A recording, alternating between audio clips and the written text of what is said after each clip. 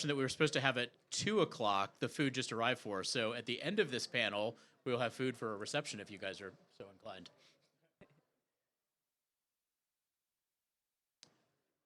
Are we ready?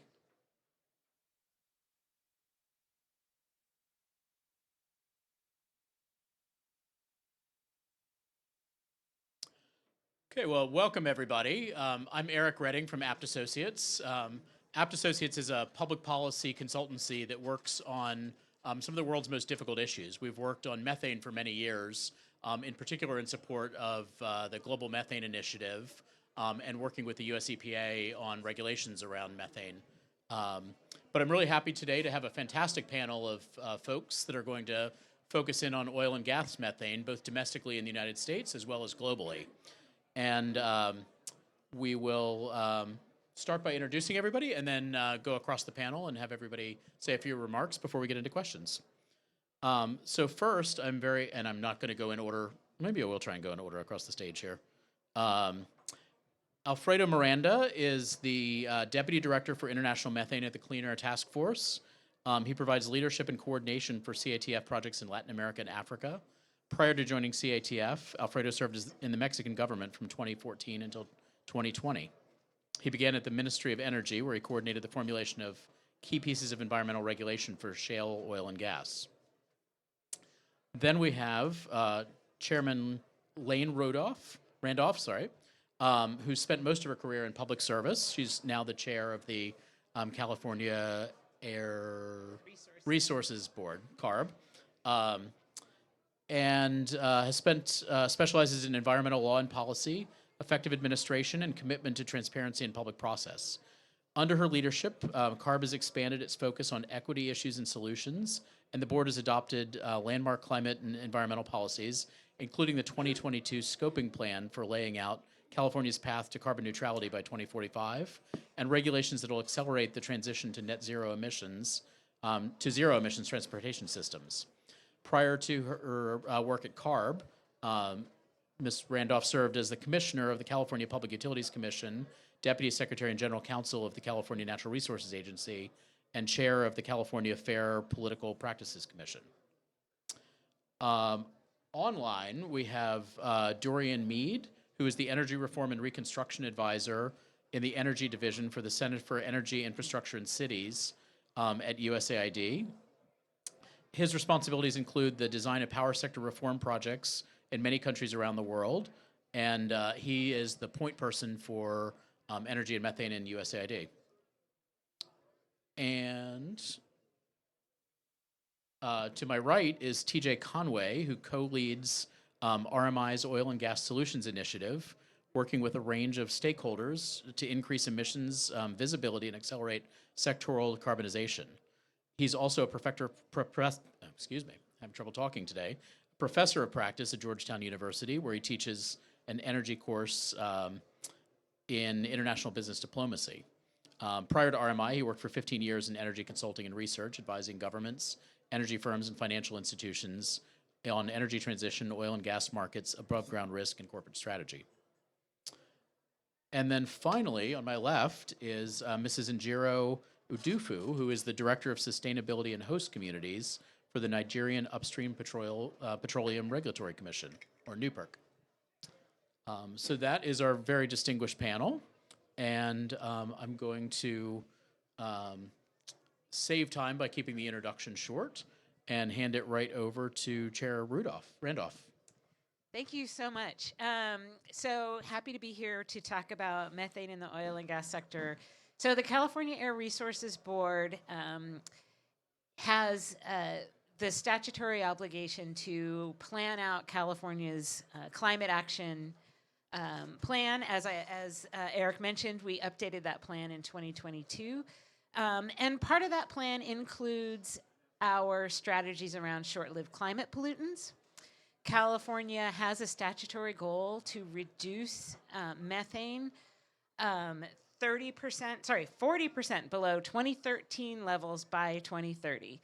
And so the Air Resources Board released a strategy around how we achieve that target.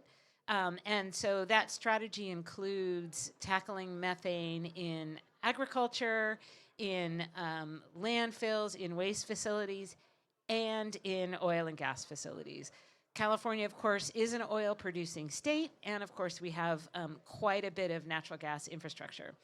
So the way we have implemented that work is in several ways. In 2017, we adopted regulations on our oil and gas facilities that require quarterly monitoring and various technical requirements to prevent the leaks of methane in those facilities. In addition, as Eric mentioned, I used to serve on the Public Utilities Commission, which also has regulatory authority around our investor-owned gas utilities. So the CPUC also adopted additional requirements related to natural gas facilities. So that was part of the strategy. We are also working on we have developed an enforcement task force. So when leaks are identified in oil and gas facility, we have a lot of abandoned orphan wells in California. So when leaks are identified, we have an interagency task force that works with our oil and gas regulatory entity that we call CalGEM, as well as air districts, local air districts, and then local communities to identify the leaks, disclose those leaks to the community, and get them fixed. And the last piece of our strategy is around data. So we work with Carbon Mapper, which is launching satellites this year around identifying methane. We also have a $100 million investment from the legislature to get data from other satellites in 2025 and make that data available to the public. So basically to create a data portal so that information is available to the public. And then the last piece of our work is around partnerships. Today, actually, we signed the Subnational Methane Action Coalition, which is, right now we have 14 different subnational entities that have committed to working together to address methane in all areas, agriculture, waste, but also in the oil and gas sector as well. So we're really looking to build solutions as part of that partnership and try to scale up climate action around reducing methane. Great, thank you so much. Next, we're going to turn to our virtual speaker. Hopefully, are you ready there, Dorian? So Dorian Mead is at USAID, and we're going to ask him to expand a little bit on how oil and gas methane fits into USAID's climate agenda, and speak more on what we can expect to see from USAID in the coming year. Yeah, thank you very much, Eric. Do you hear me? Yes, we do. Okay, great. Yeah, and thanks for the invitation and to be part of this great panel. I love the presentation from CARB, so I'll try to follow up on that. I wanted to just present where we are on methane. While we have worked on issues like this in the past, that's not our main focus. So we don't have a lot of experience in especially in the upstream oil and gas area.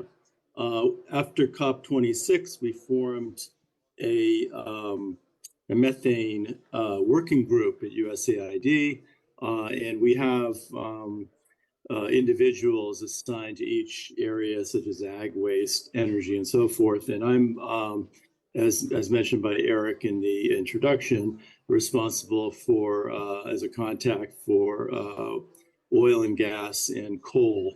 We're not doing anything on coal right now, but we're very cognizant of what EPA has done on that worldwide, since the GMI, from the inception of the GMI. But we're focused on this area of oil and gas, which is the focus of this panel.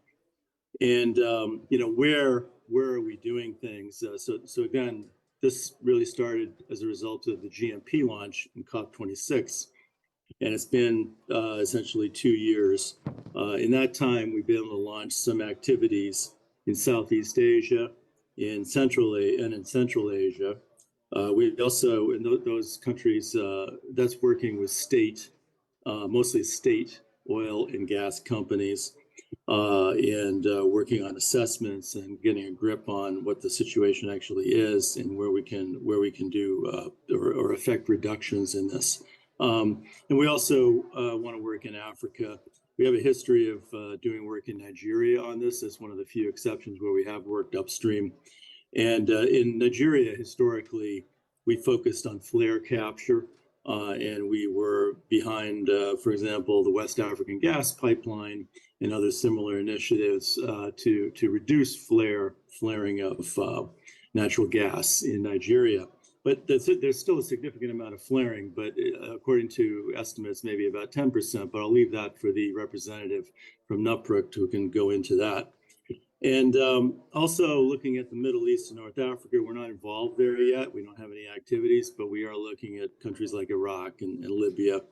And in the Western Hemisphere, Mexico is a country where we have the potential to do a program, but we're waiting to see how funding emerges over the next year or so. So funding is a major constraint.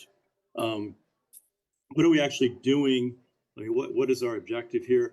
Really focused on reducing methane to help try to help countries get to this target of, even though individual countries don't need to reduce 30%, under the pledge, 30% is the global pledge, and we want to help them do the best they can. And oil and gas is a big issue. Oil and gas methane releases are a big issue in quite a few of these countries. So we're looking at things like best practices.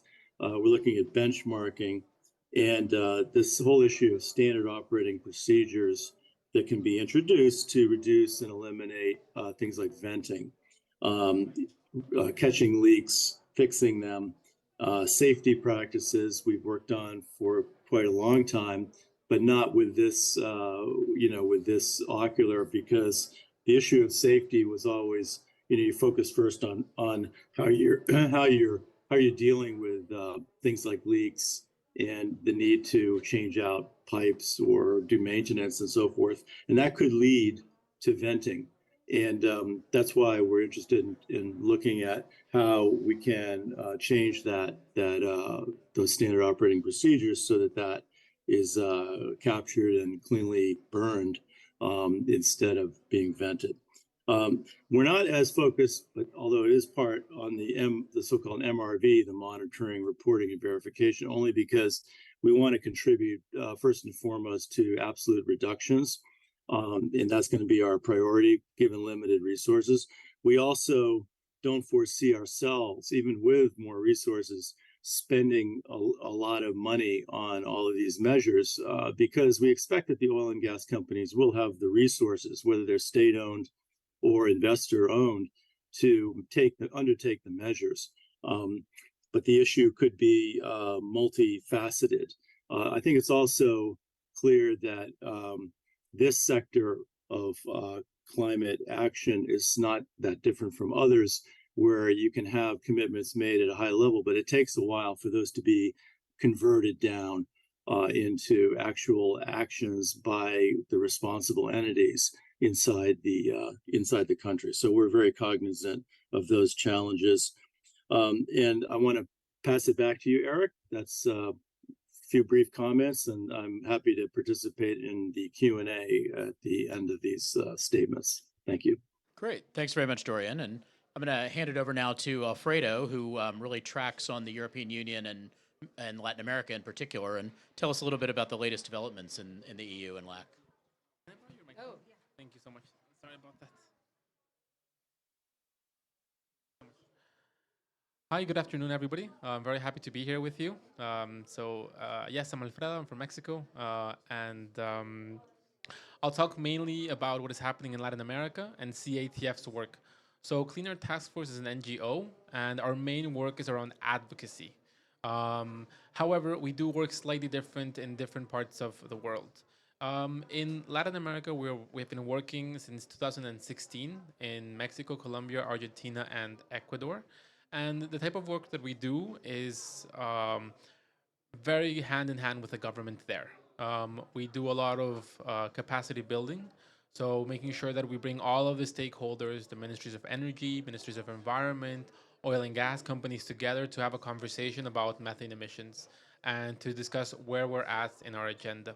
The second thing that we do is we support them with a tool that has been developed in CATF, which is called COMAT. It helps us quantify emission. So it allows us to have a conversation with the ministries about how much emissions are being produced in the country. It is a tool that we provide free of use. It is not a black box, and it really helps us talk about the sources of the emissions. This tool also allows us to understand what actions we can do to mitigate, and it really helps us steer the conversation in a very technical and pragmatic way. And the last part that we do is provide support for policy development. So we look at what regulations have been proven to work in other parts of the world. And based on that experience and our own experience, we help countries formulate their own oil and gas regulations. Um, so we have been working in Latin America for several years, as I said. Mexico was the first country in Latin America to publish the regulations in 2018. After that, in 2022, Colombia published their own flaring and methane emissions regulations. We're currently working with the government of Ecuador in the same sense. And this year, we started an engagement in Argentina and are hoping to continue this and also to continue it at a subnational level with the province of Neuquén. So we are a group of right now around 25 dedicated methane folks in our team, and we provide this, I would say, consulting services free of charge to the governments to help them increase capacity and really be able to develop policies. In the case of Ecuador, for example, we have been able to also partner with the national oil company. We have been able to take out our optical gas imaging camera twice now and go with the folks who are making the decisions at the regulating agency, at the Ministry of Environment, Ministry of Energy, and show that these emissions exist and show that they are a problem. And I think that's the first step. That a lot of the times they're not aware that they're there, and they're not aware that something can be done about them, that we're able to fix them.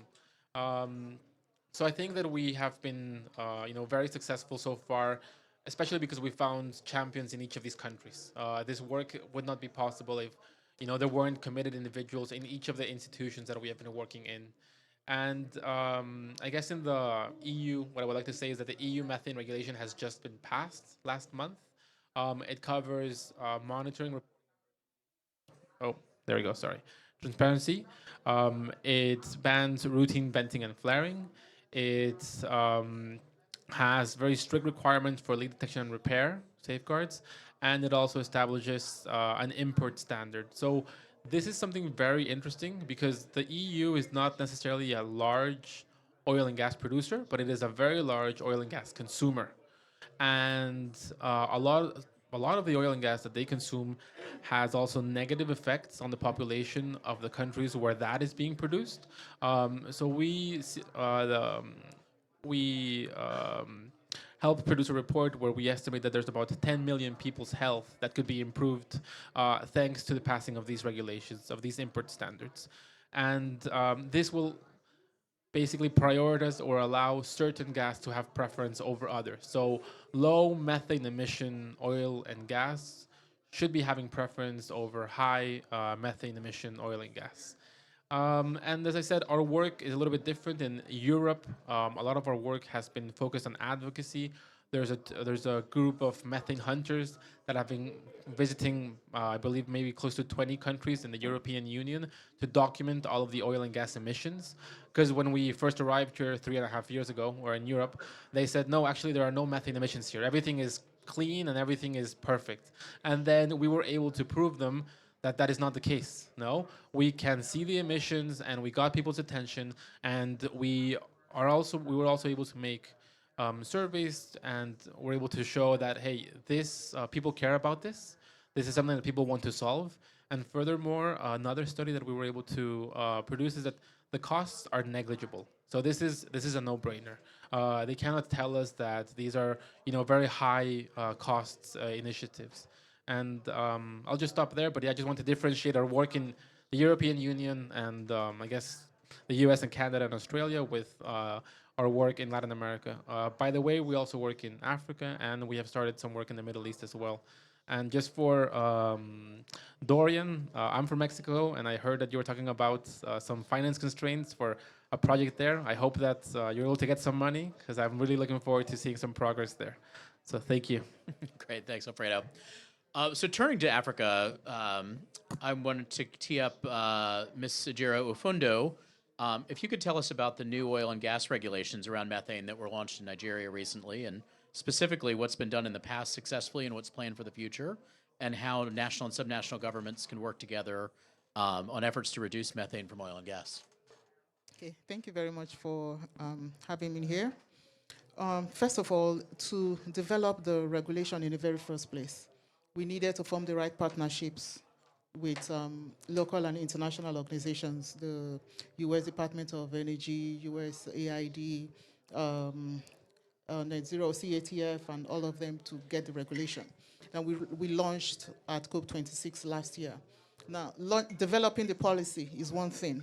Then from launching the policy, we moved to implementation. Then we started implementing the regulation, the guidelines before we launched the regulation. We launched the regulation this year. But when we launched the guidelines, we started the implementation, and we saw that some things were not quite what we thought they were going to be when we started implementation. The first thing is the leak detection and repair. If you're going to reduce your emissions by a certain percentile, you need to know exactly what that emission is, not just an estimate, but actual measurements. Then you can work towards reducing it. So that was the first challenge. We needed to develop in-country capacity, starting with the capacity of the personnel at NUPRC, working with our partners, and we've been collaborating with the organizations I have mentioned, and we've been having regular meetings to build in-country capacity. Then we needed also to have engagement with the industry. Then we had, in July, we had an engagement with the industry to go through the regulations. This is what and what is required of you. This is what you need to do. So that's part of what we have done. Then we said that as a country, we're going to be achieving net zero by 2060, no routine gas flaring by 2030. Then we have what we call the NGFCP. Did I get it right? Okay. With that, we're commercializing the gas flares. So it's not enough to say we're going to turn off the gas, there'll be no routine gas flaring by 2030.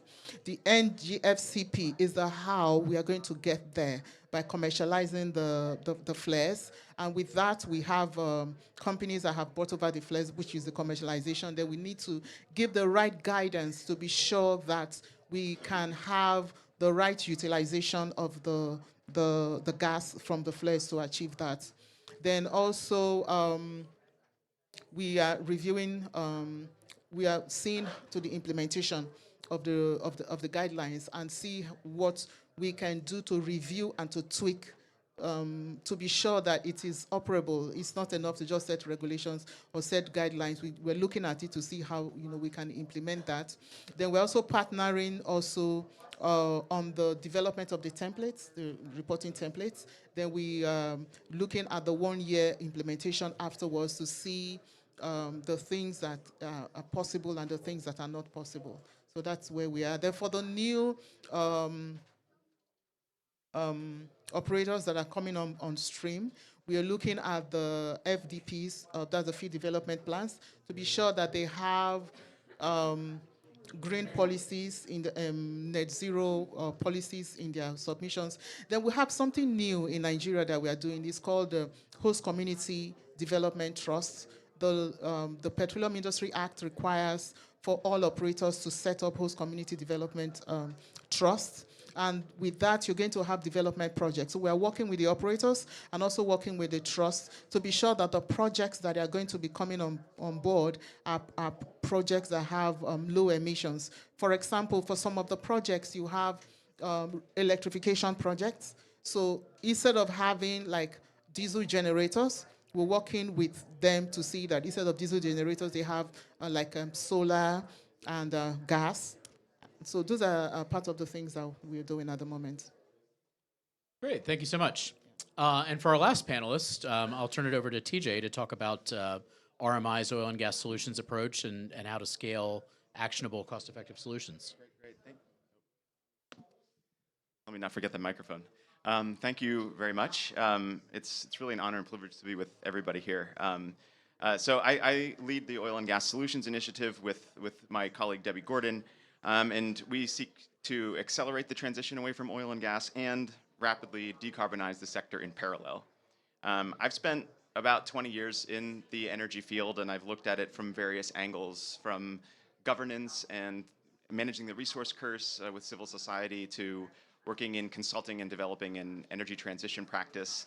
And I came to RMI about 2 years ago because it was a great opportunity to kind of bring all that experience together in one place. And, you know, I really wanted to tackle some of the thorniest issues in the oil and gas sector. But actually, methane is this sort of this point of optimism, right? We can actually achieve major things in the next in this decade, and so it's a great draw. And at RMI, methane is a very high priority for us for three main reasons. First, because of the potential climate impact is huge, right? We can actually over the course of this decade reduce emissions on a CO2 equivalent basis by 5 gigatons, right, in the oil and gas sector alone if we hit our targets. It's also a critical path issue, right? We need to do this in order to have any chance of getting to 1.5, staying within 1.5 degrees of warming. And we really don't have any excuse for falling short, right? We've talked about the economics work. We have the technical solutions. So, you know, all we need to do is move forward on implementation. So my team's work has two key pillars. The first is climate intelligence. So this is kind of all around the mantra of you can't manage what you can't measure, what you don't measure. And so we seek to increase emissions visibility through better measurement, monitoring, tracking, and verifying emissions across the oil and gas value chain. We do so in a number of different ways. We have developed, Debbie Gordon really pioneered this, the Oil Climate Index plus Gas, which carries out life cycle modeling for 75% of the world's oil and gas resources. We are a core partner of Climate Trace, which you might have heard about because Al Gore presented on it today. We partner with Carbon Mapper. We are a member of the Carbon Mapper Consortium as well. So we're seeking various ways to better measure, model, and identify the opportunities we have for quantifying emissions. And then the second pillar is climate action, right? Actually leveraging that emissions visibility to drive change in a number of different ways. We inform government policy and regulation in the US and worldwide. We help to guide decision-making of investors who are seeking climate alignment. We are pushing for greater corporate accountability as well, including working on sort of the question of state-owned companies, which are so fundamental to addressing these issues. And we aim to activate what we call climate differentiation in markets, and sort of a lot of the EU regulations speak to this, right? The idea here is that we have to better reflect emissions footprints in the pricing and trading of gas and oil resources to help drive that change and reduce emissions, especially on methane.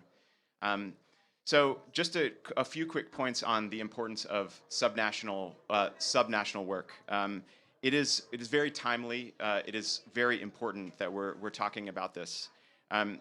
Mayor Bloomberg just announced $40 million commitment to oil and gas methane reduction this week through Bloomberg Philanthropies, and RMI is a partner in this effort and very grateful. It's subnational policy and subnational implementation is going to be a core aspect of our work in the coming years. You know, U.S. states have long been leaders on energy and climate policy, and they have significant, I would say, untapped potential to further drive change. And over the past year, I've witnessed this through my time actually in California. I testified in support of Senate Bill 781, sponsored by Senator Henry Stern. And California imports 90% of its gas. So SB 781 sought to provide, to require or encourage that the gas that it imports meet a certain standard of certification of being low in methane intensity. And that's powerful because the impact could theoretically extend well beyond California's borders. So that has been a very important experience. And that's one example. And you can contrast that. That's a sort of a demand side lever. And you can contrast that with some of the regulations that we've seen emerge for example, in Colorado, which is a major oil and gas producing and exporting state. And there they've announced the greenhouse gas intensity rule, which is seeking to provide greater transparency in the calculation of its greenhouse gas emissions intensity across the value chain. So you can see that these are two examples of how at the subnational level you can drive demand side reductions and supply side reductions, and they're kind of mirror images of one another. We need to see action on all fronts, and it presents opportunities both in the United States, but then also globally. And it's really interesting to see what California is doing on that and engaging with other subnational governments worldwide. So I'll end there, but thank you very much for the opportunity to speak. Great, thank you so much, TJ. So I'm going to ask a couple of questions of the whole panel, but then we'll turn to the audience for your questions. So start thinking about what your questions will be. I wanted to take advantage of having such a diverse set of perspectives in this panel and ask about opportunities that exist. In the way that telecommunications kind of allowed much of the world to leap over the copper cable and straight into mobile telephony, I think Africa, which has tremendous energy poverty and has to build out its energy system, has some opportunities to do it right and miss some of the challenges that were brought into the energy systems in the United States and Mexico and other places. So I wanted to ask all of you on your perspectives of, as Africa brings more oil and gas production and energy online, what has been learned from the experience in the rest of the world that should be taken into account in the new energy development in Africa? You want to start off, Freddie? Sure, thank you, Eric. So, at least from my experience, I think it's important to highlight a couple of things. These are you're right, Eric. These are countries that are developing their resources to be able to develop their countries the way other countries have already done so. And I think that there are a lot of oil and gas companies that are operating there. For example, I'll mention just one that comes to mind, which is Total Energies. They are a part of the Oil and Gas Methane Partnership, which is a commitment to sort of reduce these emissions. Yesterday or the day before, there was a presentation by Giulia Ferrini on the subject, and they're saying, okay, they're getting to a reporting level of 3.4, more or less, but they're between level 3 and 4, which means that they have already done their sort of detailed bottom-up inventories, and they're already having a lot of emission factors for specific sources. And when you see the projects that Total is developing, at least from my experience, a lot of the times they're saying this is coming with zero routine flaring from the design stage, and this is coming with all of the best available methane mitigation equipment and processes. So I think that, yes, they are not starting from scratch. It seems that the oil and gas that is being developed there to develop these countries and to generate jobs and stability seems to be, at least from what I can see, with the best available information. But I would like to defer and obviously know my colleagues' opinions. Absolutely. Do you want to take that question next? Okay. When I was talking earlier, I did make mention of the Host Community Development Trust. By law in Nigeria now, we require for all operators to set aside 3% of their operating costs for the development of the host communities. So that's part of the guidance that we are giving to be sure that these projects are in line with achieving our national objectives. Okay, so that it provides a lot of opportunity. So we have a situation where, for starters, we don't have enough energy. We have energy deficiency. You need to meet that, and at the same time, you need to meet the global objectives. So a lot of opportunities to develop that, and a lot of opportunities to, like we said, we already have the international oil companies are still there, but we now have a lot of local companies that have come on board. And the regulations and the guidelines we have put in place are such that you have to demonstrate how you are going to build use a lot of technology, smart completion, green your project to submit that. And with that, we'll be able to provide energy to the communities and at the same time meet our national objectives. Great. So Chairman Randolph or TJ, anything to add on what we got wrong in the rest of the world that Africa can get right? I mean, I think others have covered that it's really critical to have a strong regulatory framework from the get-go. But the other thing that is important is maintaining financial responsibility on the part of the operators. Particularly when you have investor-owned companies. I will say that one of the mistakes we made in California is not having early and consistent financial responsibility requirements that were sufficient to address sort of changes in ownership over time in these facilities. And so I think that's an important thing to build in from the And is that beginning. what led to orphan wells and other Exactly. issues like that? Yeah. Exactly. So we in September carried out a training in Senegal with delegations from 6 governments in Africa, and predominantly with nascent or emerging producers, right? So not Nigeria, but Senegal, and in fact, and several others. And in fact, Nigeria, we partnered with the New Producers Group, which actually is a peer-to-peer support network, and so we had Nigerian participation as advisors actually, and I think that what is there were a couple of key takeaways for me. That one, there's tremendous interest in developing resources in a responsible way, in a way that ensures that we're meeting and fulfilling the highest standards available, and that includes, as was already mentioned, incorporation of renewable power, which can significantly reduce emissions. But then methane is really key, and I think that the regulation and policy approach is essential. And at the same time, in a lot of cases where the oil and gas sectors are not mature, we don't necessarily have the regulatory frameworks at the ready when needed. And so combining that with the voluntary approaches that we've talked about, like OGMP 2.0 and independent certification, is really key to complement that. But I think that the other thing that I think many are cognizant of is that at this moment in time, being to competitively sell gas and LNG into the global market, it's not only competing on cost, but it's competing on emissions intensity. And I think that's a theme that the delegations were well aware of, and it showed that there's that commitment.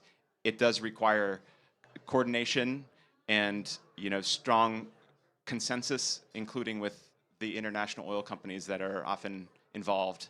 And that gets into the details and weeds of project development plans, et cetera, that can be some challenging elements. So I'll end there. Okay, so another question across the panel. Obviously, the Global Methane Pledge launched in Glasgow has been incredibly instrumental to mobilizing action around methane, and we're really focused on implementation of that now. But a lot of that implementation focus is on top polluters, and there's less focus on kind of the middle-sized polluters, whether those are middle-sized nations or middle-sized industrial facilities. What, in the opinion of all of you, are the methane reduction strategies that are needed to focus on those middle-sized polluters? What policies and regulations would spur taking on methane emissions from oil and gas at that level, and how can subnational governments help enable that process? Anybody want to tackle that first?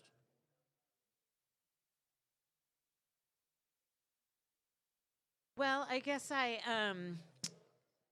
don't know. I'd say a couple things. First of all, in California, our regulatory framework is really a partnership with state regulators, but also one of our local regulators is here, Alberto Ayala from the Sacramento Air Quality Management District, and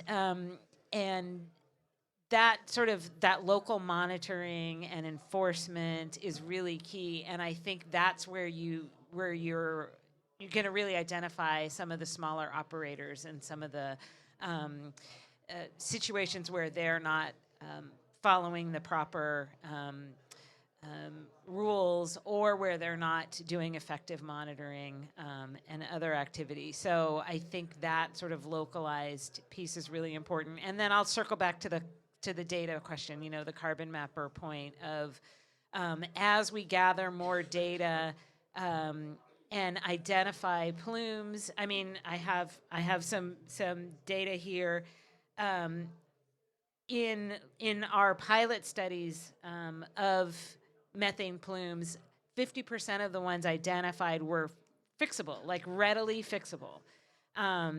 So that's how you can identify, regardless of the size of the operator, if you see a leak and can take action immediately, that's going to be really effective, even for a smaller operator.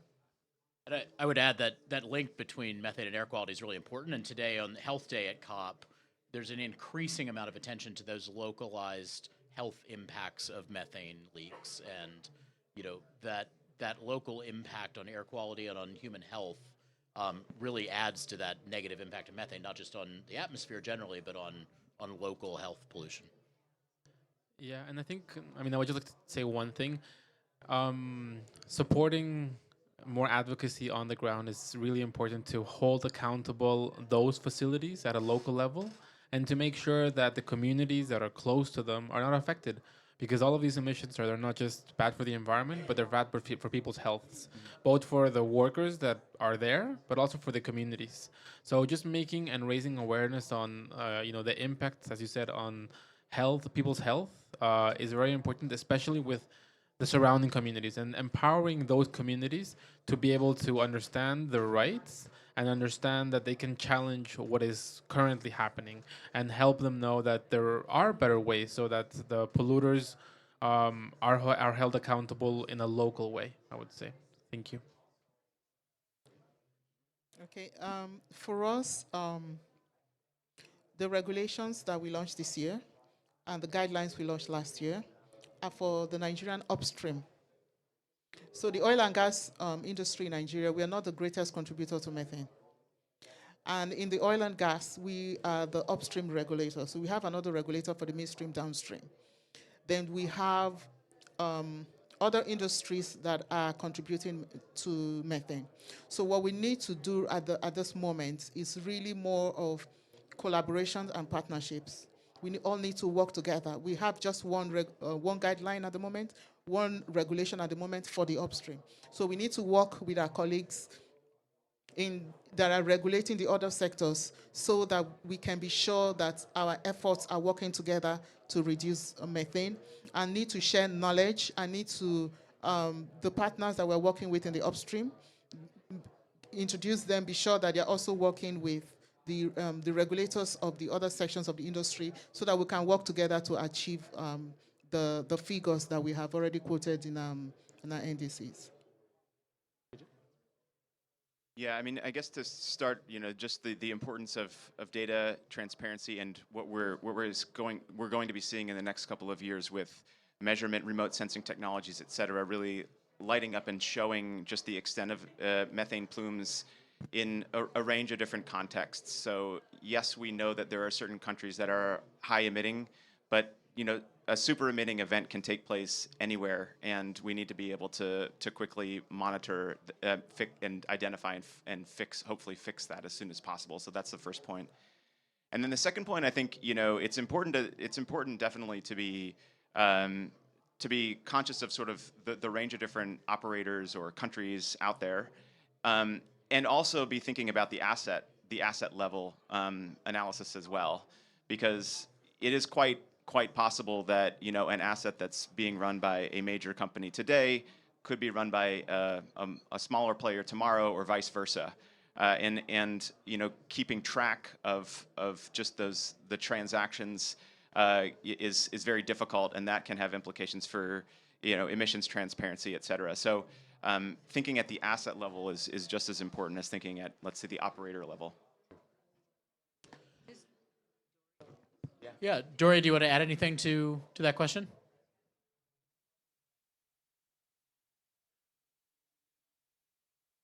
We don't hear you, Dorian. Unmuted. Okay. Can There you you go. hear me now? Yes, we can. Okay, great. We've done quite a bit of work on the downstream with mid and downstream with the national gas companies in Ghana and Tanzania, which have been developing their gas assets or associated gas, depending on the country, over the last 10 years or so, or 10 or 15 years. And I think this is a key point that on the regulatory side, we've worked very closely not only with the regulator to strengthen their capacity, but also we've included in the companies in those activities so that they could understand, what the issue was on safety. But that wasn't being done with a methane lens, as I mentioned in my earlier statement. And now you see that the issue of venting as a standard operating procedure needs to be addressed. So it's important. I guess what I want to say is we can't necessarily in these countries, even the more advanced countries with better governance, be assured that just a regulatory initiative will solve a problem or achieve what we're talking about here, accelerating the methane mitigation. I think we have to still have a very strong engagement with the operators, whether they're state companies or private investors, and also following up on the issue of the transfer of ownership to make sure that they're taking this on board and following the emerging best practices, which are still emerging to reduce and eliminate this issue. So in the case of Nigeria, it was mentioned that there's mid and downstream. I think there we need to look into the situation on the existing processing plants, gathering system, processing plants, and downstream network, which feeds mostly Nigerian industry and Nigerian gas-fired power plants, to see what's really happening there. And we may see there's a lot more problems than there are on the upstream. So that's another area that's sort of out there. And if you look at the other countries in Africa, especially West Africa, where you have a whole series of small countries that are oil producers, there again, we haven't done any work, and I don't know who has, but we need to start engaging there with the smaller operators and to see whether we can get them roped in on improving the practices and benchmarking and improving their activities. Thank you. So we have a few minutes to take questions from the audience, and I think we have one there in the back. Thank you very much. My name is Ibrahim, and I work with the NUPRC as well, the Nigerian Upstream Petroleum Regulatory Commission.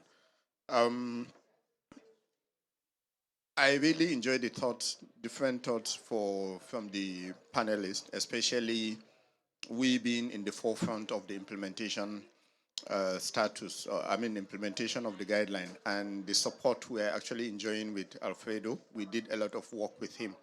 So part of what we do actually involve any regulation or guideline that we issue out. We have to subject it to like kind of stakeholder reviews, which actually goes to even our international partners, because the regulation provided for having it on our website for 21 days to give room for reviews. Then we converge and have a look at them. And one of the key approaches we adopted from those feedback was to see how to support the the smaller emitters, those indigenous companies, the midstream, the downstream. So what we did was to say, okay, you have different level of emissions. So we base the emission level reporting in the first 1-2 years to be at tier 1 level, because the most important thing is for us to gather, aggregate, have a baseline, which will help us. So that was what we did, and it's actually helping. And part of the feedback comes from the operating companies that look, it is difficult for us to escalate to go to tier 2 and 3, but we need you to give us some leeway. And as a follow-up to that, what we did was to say, okay, we can discuss with you, share your challenges, and let's see how we can provide solutions to your measurement, reporting, and verification, and also the mitigation part of it. So we adopt like a kind of risk-based approach where, okay, we look at your broader emission. Okay, what are the major sources? Let's focus on that while you work on strategies to address those coming from the down one. Having said that, I'll push a bit of questions to the panelists, especially on the technology, because one of the major factors that is slowing down the implementation is availability of these leak detection technologies in country. How best do you think we can push for that as policymakers? Because as regulators, we pride ourselves as being business enablers and opportunity house. So we are trying to create that opportunities to the local players to come in, and even the companies that will be doing the third-party verification of the data that come in. So I will appreciate response on that. Thank you. I'm happy to start. It's a really good question. So the good news is that we do have a lot of data that will be coming out that is publicly available over the coming years. There already is publicly available data. Carbon Mapper has been doing work with aircraft for some time now, and that's just one example. So there is data, publicly available data out there already, but we will see a lot more of it coming out in the coming years, right? Between UNEP, with the International Methane Emissions Observatory, other NGOs, we will see more and more, and a greater ability to actually synthesize that data so that it can be as actionable as possible. With that said, there's still a need for the whole range of measurement technologies to be brought to bear in a lot of instances, because all different technologies have different detection limits, and it gets quite complicated quite quickly. But I think there also is the need then to be thinking about what role various actors and stakeholders might be playing, right? So if there's an international oil company there and they are committed to best practices, they should be bringing those best practices and technologies to bear in that instance. So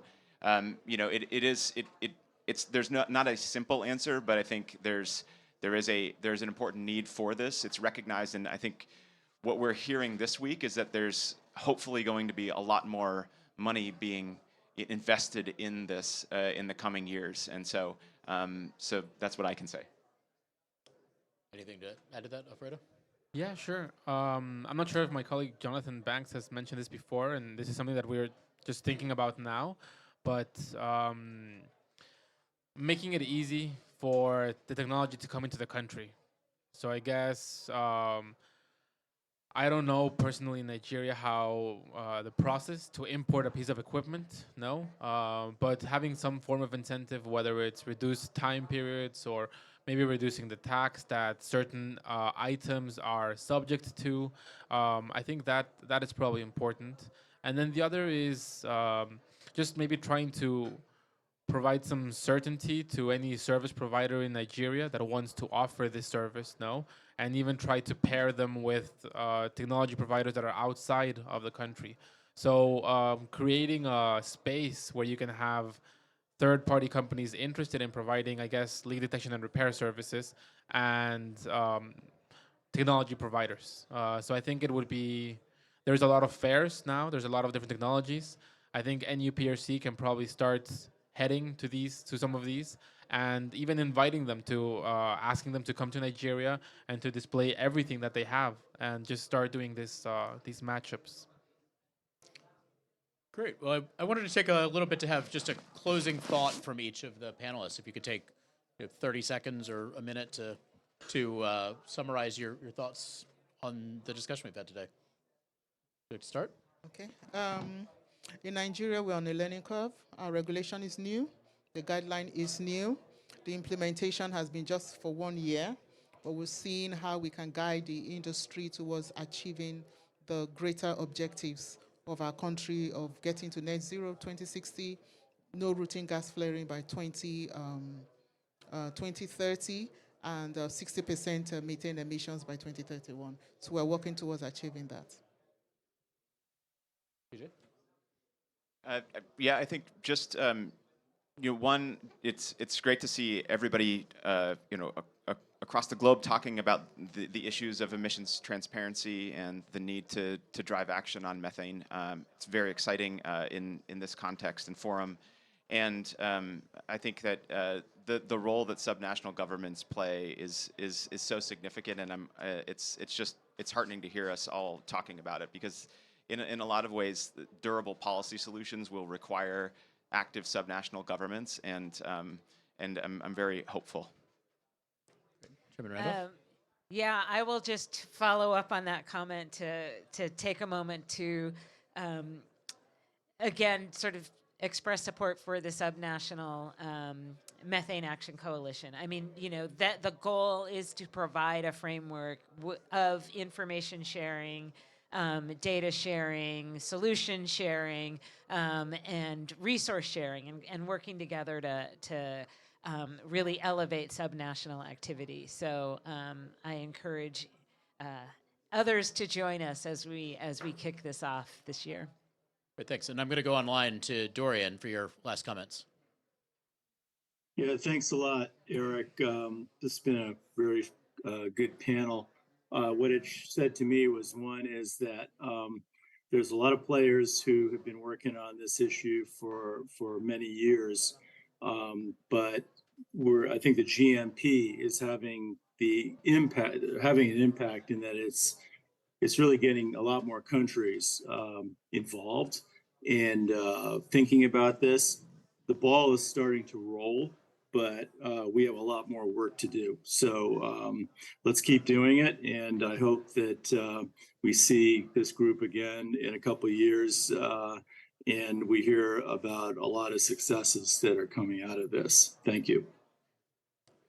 Thank you. I would like to say that CATF is also working in Ghana. So they were saying, okay, what other countries in West Africa? So we're working there. And I would like to say that, yeah, in a couple of years, I think we're going to be seeing a lot more regional cooperation. And I think that's going to be very interesting. So Nigeria, Ghana, countries in that region, it will be a hub, a hub of experts, and a hub that will help us bring capacities to the rest of the continent. And I see the same thing happening in Latin America as Colombia and Mexico develop their own expertise. And we heard this from the Chinese climate envoy yesterday. Their plan is very high level.